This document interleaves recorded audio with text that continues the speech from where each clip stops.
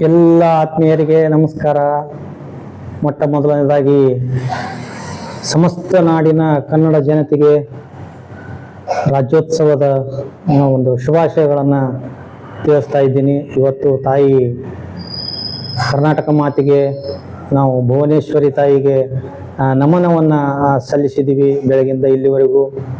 ಅದಕ್ಕಾಗಿ ಸಮಸ್ತ ಕನ್ನಡದ ಜನಕ್ಕೆ ಕುಲಕೋಟಿಗೆ ಒಂದು ರಾಜ್ಯೋತ್ಸವದ ಶುಭಾಶಯಗಳನ್ನು ತಿಳಿಸ್ತಾ ಇದ್ದೀನಿ. ಅದೇ ಥರ ನಮ್ಮ ಮಕ್ಕಳು ಕೂಡ ಇವತ್ತು ಅತ್ಯಂತ ಸಂಭ್ರಮ ಸಡಗರದಿಂದ ಒಂದು ರಾಜ್ಯೋತ್ಸವವನ್ನು ಆಚರಣೆ ಮಾಡಿ ಇದೀಗ ತಾನೇ ಬಹುಶಃ ಮನೆಗೆ ಬಂದಿರಬಹುದು. ಇರಲಿ, ಇದೇ ಥರ ಎಲ್ಲ ಹಬ್ಬಗಳನ್ನು ನಾವು ಸಂತೋಷ ಮತ್ತು ಸಡಗರದಿಂದ ಆಚರಿಸೋಣ ಅಂತ ಈ ಸಂದರ್ಭದಲ್ಲಿ ತಿಳಿಸ್ತಾ, ಇವತ್ತು ಮತ್ತೊಂದು ಹೊಸ ವಿಚಾರ ತಮ್ಮೆದುರಿಗೆ ನಾನು ಪ್ರಸ್ತುತಪಡಿಸ್ತಾ ಇದ್ದೀನಿ. ಅದು ಯಾವುದು ಅಂತಂದರೆ, ಆತ್ಮೀಯರೇ, ನಾನು ಹಲವಾರು ವಿಚಾರಗಳನ್ನು ಅಭ್ಯಸಿಸ್ತಾ ಇದ್ದಾಗ ಶೃಂಗೇರಿ ಪೀಠದ ಶ್ರೀ ವಿಧುಶೇಖರ ಭಾರತಿ ಸ್ವಾಮಿಗಳ ಒಂದು ಪ್ರವಚನ ನನ್ನ ಕಣ್ಣಿಗೆ ಬಿತ್ತು. ಆ ಪ್ರವಚನದಲ್ಲಿ ಅವರು ಒಂದು ವಿಚಾರವನ್ನ ನಮಗೆ ತಿಳಿಯಪಡಿಸಿದರು. ಆತ್ಮೀಯರೇ, ಅವರು ಕೇಳಿದ ಪ್ರಶ್ನೆಯನ್ನೇ ನಾನು ತಮ್ಮೆಲ್ಲರ ಎದುರಿಗೆ ಇಡ್ತಾ ಇದ್ದೀನಿ. ನಮ್ಮ ಈ 5 ಬೆರಳುಗಳಲ್ಲಿ ಯಾವ ಬೆರಳು ಶ್ರೇಷ್ಠ? 5 ಬೆರಳುಗಳಲ್ಲಿ ಯಾವ ಬೆರಳು ಶ್ರೇಷ್ಠ? ಈ ಪ್ರಶ್ನೆಯನ್ನ ಅವರು ಮೊಟ್ಟ ಮೊದಲನೇದಾಗಿ ಕೇಳಿದರು.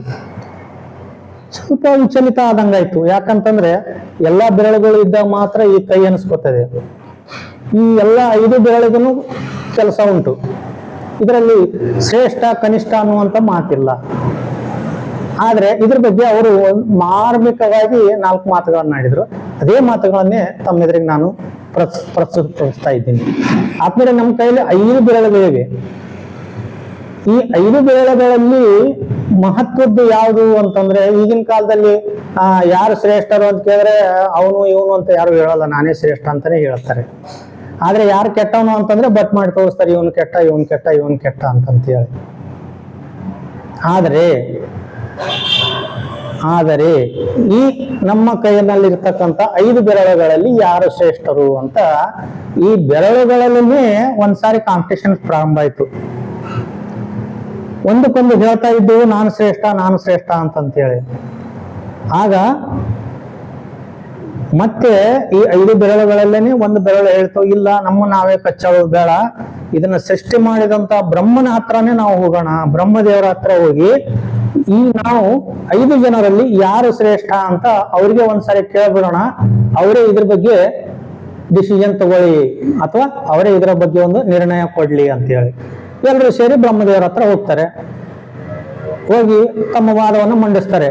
ದೇವ, ನಮ್ಮನ್ನು ನೀವು ಸೃಷ್ಟಿ ಮಾಡಿ ಭೂಮಿಗೆ ಕಳಿಸಿದ್ರಿ, ಆದರೆ ಈ 5 ಬೆರಳುಗಳಲ್ಲಿ ಯಾವ ಬೆರಳು ಶ್ರೇಷ್ಠ ಅಂತ ಈಗ ನಮ್ಮ ಹತ್ರ ಒಂದು ಪ್ರಾಬ್ಲಮ್ ಬಂದಿದೆ, ಅದನ್ನ ನೀವು ಸಾಲ್ವ್ ಮಾಡಬೇಕು ಅಂತ ಬ್ರಹ್ಮದೇವರ ಹತ್ರ ತಮ್ಮ ವಾದವನ್ನ ಮಂಡಿಸ್ತವೆ. ಆಗ ಬ್ರಹ್ಮದೇವರು ಕೂಡ 1-2 ಕ್ಷಣ ವಿಚಲಿತ ಆಗ್ತಾರೆ. ಅರೆ, ಏನಪ್ಪ ಇದು, ಈ ತರ ಬಂದ್ಬಿಟ್ರಿ ಇವರು ಅಂತ.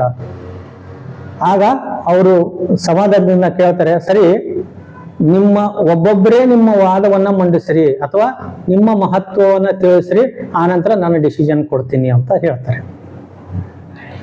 ಆಗ ಮೊಟ್ಟ ಮೊದಲದಾಗಿ ಹೆಬ್ಬೆರಳು ಹೇಳ್ತದೆ. ಹೆಬ್ಬೆರಳು ಕೇಳ್ತಾರೆ, ಸರಿಪಾ, ನಿನ್ನ ವಾದ ಏನು, ಮಂಡನೆ ಮಾಡು ಅಂತ ಹೇಳ್ತಾರೆ. ಅವಾಗ ಈ ಹೆಬ್ಬೆರಳು ಹೇಳ್ತದೆ, ಈ ಕೈನಲ್ಲಿ ಇರ್ತಕ್ಕಂಥ ದಪ್ಪನೆಯ ಬೆರಳನೇ ನಾನು, ಶಕ್ತಿಶಾಲಿ ಬೆರಳೇ ನಾನು ಇಲ್ದಿದ್ರೆ ನಡೆಯಲ್ಲ. ಯಾವುದೇ ಬಲವಾದ ಒಂದು ವಸ್ತುವನ್ನು ಎತ್ತಬೇಕಾದ್ರೆ ನನ್ನನ್ನು ಉಪಯೋಗ ಮಾಡಿದಾಗ ಮಾತ್ರ ನನಗೆ ಇದು ಸಾಧ್ಯ ಆಗ್ತದೆ ಎತ್ತಕ್ಕೆ. ನೋಡಿ, ಈ ಬೆರಳು ಇರಲಾರ್ದೆ ಈ 4 ಬೆರಳಿಂದ ಯಾವುದನ್ನು ಎತ್ತಕ್ಕಾಗಲ್ಲ ಅಥವಾ ಯಾವ ಕೆಲಸನೂ ನಡೆಯಂಗಿಲ್ಲ. ಅದಕ್ಕೆ ಈ 4 ಬೆರಳುಗಳು ಒಂದು ಕಡೆ ಇದ್ರೆ ನಾನೊಬ್ಬನೇ ಒಂದು ಕಡೆ ಇದ್ದಿದ್ದೀನಿ, ಅದಕ್ಕೆ ನಾನು ಶ್ರೇಷ್ಠ ಅಂತ ಹೆಬ್ಬೆರಳು ಹೇಳ್ತದೆ. ಆಗ ಸರಿ, ನಿನ್ನ ನೆಕ್ಸ್ಟ್ ತೋರ್ ಬೆರಳು, ನಿನ್ನ ವಾದ ಏನು ಅಂತ ಕೇಳ್ತಾರೆ. ಅವಾಗ ನನ್ನ ಹತ್ತಿರ ಅಧಿಕಾರ ಉಂಟು, ಈ ತೋರ್ ಬೆರಳು ಹೇಳ್ತದೆ, ನನ್ನ ಹತ್ತಿರ ಅಧಿಕಾರ ಉಂಟು, ಇನ್ನೊಬ್ಬರನ್ನ ನಾನು ಹೆದರ್ಸ್ಲಿಕ್ಕೆ ಉಪಯೋಗ ಆಗ್ತೀನಿ.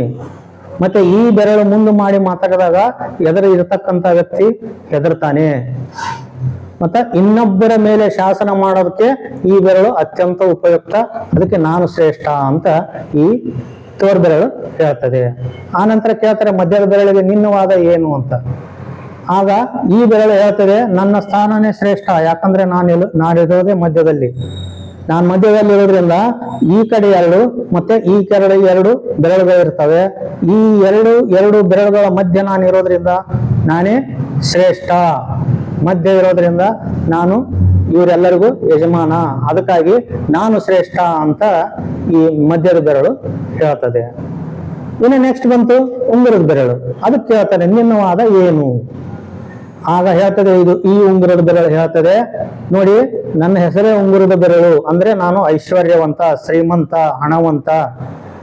ಯಾವುದೇ ಸಂದರ್ಭದಲ್ಲಿನೂ ಕೂಡ ಯಾವುದೇ ಒಂದು ಬಂಗಾರದ ವಸ್ತುವನ್ನು ತಂದ್ರೆ ಮೊಟ್ಟ ಮೊದಲನಾಗಿ ಪ್ರಯತ್ನ ಮಾಡೋದೇ ನನಗ್ ತೊಡಸೋಕೆ. ನಾನು ಲಕ್ಷ್ಮೀ ಪುತ್ರ ಇದ್ದ ಹಾಗೆ, ಅದಕ್ಕಾಗಿ ನಾನೇ ಶ್ರೇಷ್ಠ ಅಂತ ಈ ಉಂಗುರದ ಬೆರಳು ಹೇಳ್ತದಂತೆ.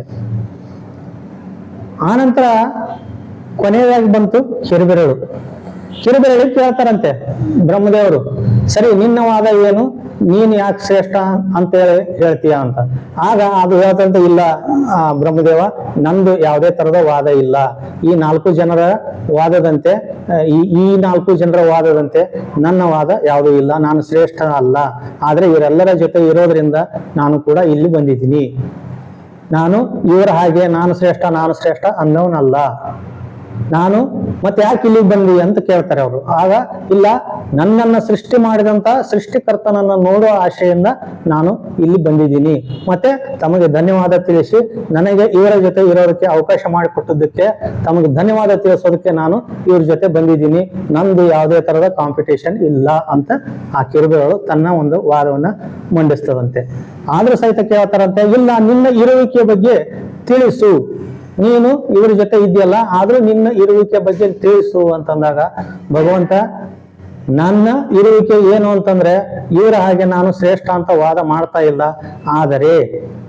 ಆದರೆ ಲೋಕದಲ್ಲಿ ಯಾವುದೇ ಸಂದರ್ಭದಲ್ಲಿ ನಮಸ್ಕಾರ ಮಾಡ್ಬೇಕಾದ್ರೆ ಮೊಟ್ಟ ಮೊದಲನಾಗಿ ಇರೋದೇ ನಾನು. ಈ ತರ ಅಥವಾ ಈ ತರ ನಮಸ್ಕಾರ ಮಾಡೋಕ್ ಸಾಧ್ಯ ಇಲ್ಲ. ಈ ತರ ನಮಸ್ಕಾರ ಮಾಡಿದಾಗ ಫ್ರಂಟ್ ಅಲ್ಲಿ ಇರೋದೇ ನಾನು. ಆ ದೇವತೆಗಳಾಗ್ಲಿ, ಹಿರಿಯರಾಗಲಿ, ಗುರುಗಳಾಗಲಿ, ಪ್ರಪಂಚದಲ್ಲಿ ದಿವ್ಯ ಪುರುಷರಾಗ್ಲಿ, ಸತ್ಪುರುಷರಾಗಲಿ, ಅಥವಾ ಯಾವುದೇ ಒಳ್ಳೆಯ ಕಾರ್ಯಕ್ಕೆ ಕೈ ಮುಗಿದಾಗ ಮೊಟ್ಟ ಮೊದಲನಿಗೆ ದರ್ಶನ ಸಿಗೋದೇ ನನಗೆ. ಈ ಭಟ್ಟು ದರ್ಶನ ಸಿಗೋದೇ ನನಗೆ. ಇಂಥ ಒಂದು ಅವಕಾಶವನ್ನು ಕಲ್ಪಿಸಿಕೊಟ್ಟಿದ್ದೀರಿ, ಅದಕ್ಕಾಗಿ ನಾನು ತಮಗೆ ಧನ್ಯವಾದ ಹೇಳಕ್ ಬಂದಿದ್ದೀನಿ. ಇವರು ಈ ಉಳಿದ 4 ಬೆರಳುಗಳು ನನ್ನ ಹಿಂದಿರ್ತಾರೆ, ನಾನು ಮಾತ್ರ ಯಾವಾಗಲೂ ಮುಂದಿರ್ತೀನಿ. ಅದಕ್ಕಾಗಿ ನಾನು ತಮಗೆ ಧನ್ಯವಾದಗಳನ್ನ ತಿಳಿಸ್ತೀನಿ ಅಂತೇಳಿ ಮಾರ್ಮಿಕವಾಗಿ, ಅದು ಇಂಡೈರೆಕ್ಟ್ ಆಗಿ ನಾನು ಶ್ರೇಷ್ಠ ಅನ್ನೋದ್ರ ಬದಲಿ ತಮಗೆ ಎಲ್ಲರಿಗಿಂತ ನನ್ನನ್ನು ಮುಂದಿಟ್ಟಿದ್ದಕ್ಕಾಗಿ ತಮಗೆ ಧನ್ಯವಾದಗಳನ್ನ ತಿಳಿಸೋದಕ್ಕೆ ನಾನು ಬಂದಿದ್ದೀನಿ ಅಂತ ಅದು ಹೇಳ್ತದೆ. ಯಾವುದೇ ಒಂದು ಒಳ್ಳೆ ಕೆಲಸ ಆದ್ರೂ ಮೊದಲಿಗೆ ನೋಡುವ ಭಾಗ್ಯ ನನಗೆ ಸಿಗ್ತದೆ, ಮತ್ತು ದರ್ಶನ ಕೂಡ ಮೊಟ್ಟ ಮೊದಲದಾಗಿ ನನಗೆ ಸಿಗ್ತದೆ. ಅದಕ್ಕಾಗಿ ನಾನು ನಿಮಗೆ ಧನ್ಯವಾದ ತಿಳಿಸ್ತೀನಿ. ಏನೇ ಇದ್ರೂ ಸಹಿತ, ಯಾವುದೇ ಸಂದರ್ಭದಲ್ಲಿ ಇದ್ರೂ ಸಹಿತ ಈ 4 ಬೆರಳುಗಳು ನನ್ನ ಹಿಂದಿರ್ತವೆ, ಆದರೆ ಬೆರಳುಗಳಲ್ಲೇ ತೆಗೆದುಕೊಂಡಾಗ ನಾನು ಮಾತ್ರ ಮುಂದಿರ್ತೀನಿ.